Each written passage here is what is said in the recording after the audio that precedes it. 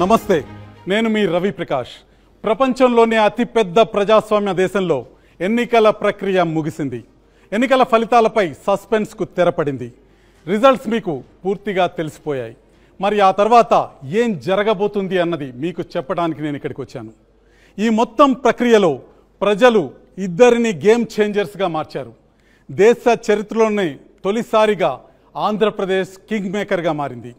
AP support లేకుండా కేంద్రంలో ప్రభుత్వం ఏర్పడే ఛాన్సే లేదు. ఆ ఇద్దరు గేమ్ చేంజర్స్ చంద్రబాబు నాయుడు, పవన్ కళ్యాణ్.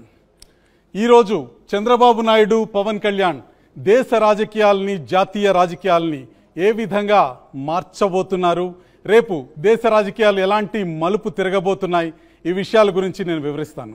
ఆంధ్రప్రదేశ్లో కూటమి సునామీ సృష్టించింది. ఊహించిన దానికంటే ఎక్కువ సీట్లతో రికార్డు విజయం సాధించింది. తిరుగులేని విక్టరీతో ఏపీలో కింగ్గా మారిన చంద్రబాబు జాతీయ రాజకీయాల్లోనూ కింగ్ మేకర్గా మారబోతున్నారు.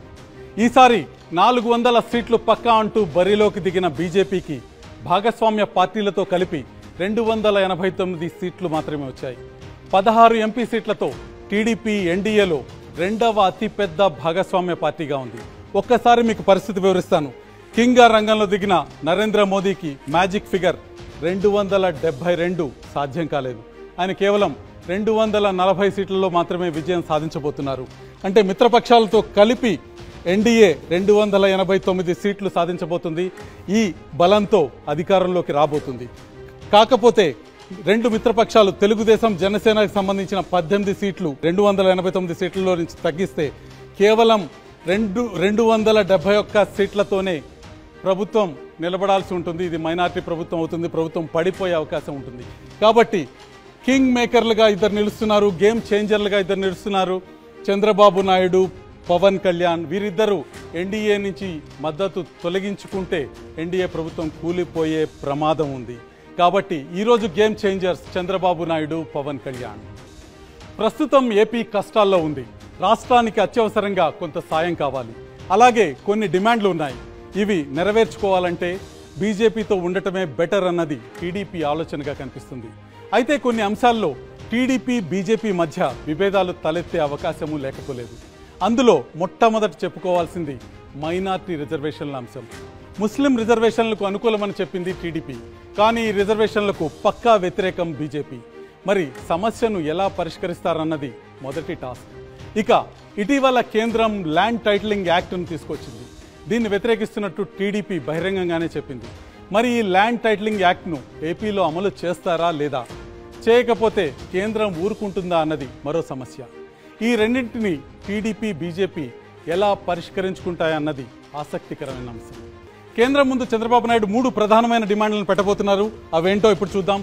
మొట్టమొదటిది ఆంధ్రప్రదేశ్ రాష్ట్రానికి ప్రత్యేక హోదా, స్పెషల్ స్టేటస్ ఆంధ్రప్రదేశ్ రాష్ట్రానికి తక్షణం కావాలన్న డిమాండ్ని చంద్రబాబు నాయుడు ముందుకు తీసుకుపోబోతున్నారు.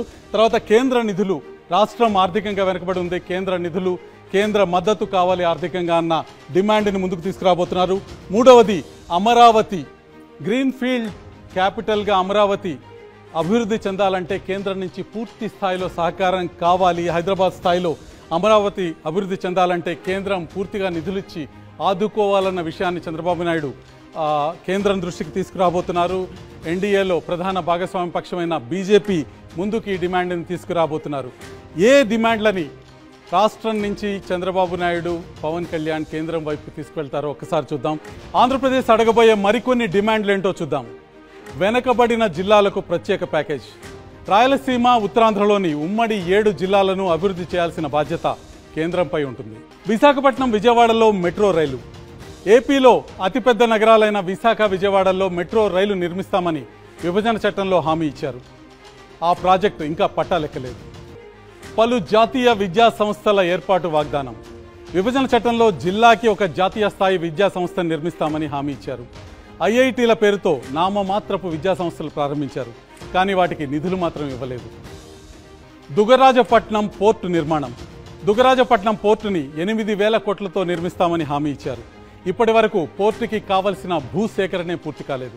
పోర్టు కట్టి తీరుతామన్న ప్రభుత్వాలకి కేంద్రం నుంచి సాయం కూడా సరిగ్గా అందలేదు.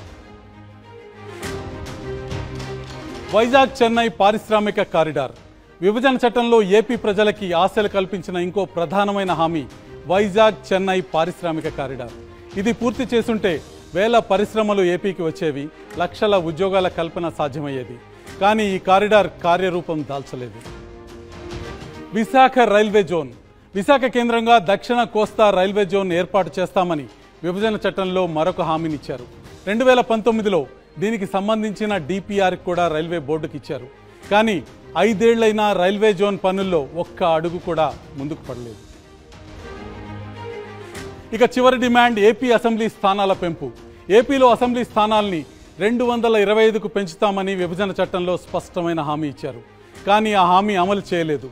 అసెంబ్లీ స్థానాలు పెరిగితే రాజకీయంగా, ఆర్థికంగా ఏపీకి బలం పెరిగే అవకాశం ఉంటుంది. ఈ ప్రధానమైన డిమాండ్లతో చంద్రబాబు ఢిల్లీకి వెళ్ళబోతున్నారు. భారత రాజకీయ చరిత్రలో ఆంధ్రప్రదేశ్ రాష్ట్రానికి ఒక సువర్ణాధ్యాయం మొదలయ్యే సమయం ఆసన్నమైంది. ఆంధ్రప్రదేశ్ రాష్ట్రానికి సంబంధించిన ఎంపీ సీట్లతో కేంద్ర ప్రభుత్వం నిలబడే పరిస్థితి మన కళ్ళ ముందుంది. ఆంధ్రప్రదేశ్ రాష్ట్రానికి సంబంధించిన డిమాండ్లని నెరవేర్చుకోవడంలో చంద్రబాబు నాయుడు, పవన్ కళ్యాణ్ ఏ మేరకు విజయం సాధిస్తారో వేచి చూడాలి. చూస్తూనే ఉండండి RTV.